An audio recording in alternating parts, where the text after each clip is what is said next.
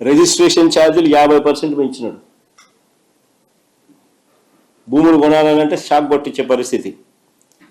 గ్రామాల్లో ప్రజలు త్రాగునీటి పైన ఛార్జీలు వసూలు చేస్తూ ఉన్నారు. గ్రామాలలో ప్రజలు తాగే త్రాగునీటి పైన కూడా ఛార్జీలు వసూలు చేస్తూ ఉన్నారు. లేటెస్ట్గా వెహికల్స్ మీద రోడ్ సెస్ అంట. అక్కడేమో జిఎస్టీ తగ్గించింది నిర్మలమ్మేమో, కేంద్ర ప్రభుత్వం.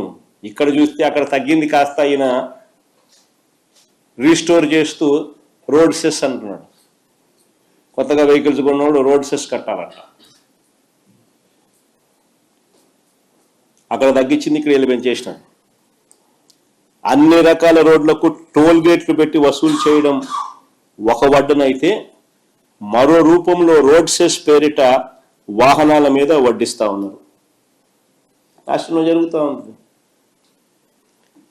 మరోవైపు రాష్ట్రానికి రావాల్సిన ఆదాయాలు రావడంలా, రాష్ట్రానికి రావాల్సిన ఖజానాకు రావాల్సిన డబ్బులు ఖజానాకు రావడంలా ఇలా జోబిల్లేకపోతా ఉంది. అందుకనే రాష్ట్ర ఆదాయాలు తగ్గుతూ ఉన్నాయి.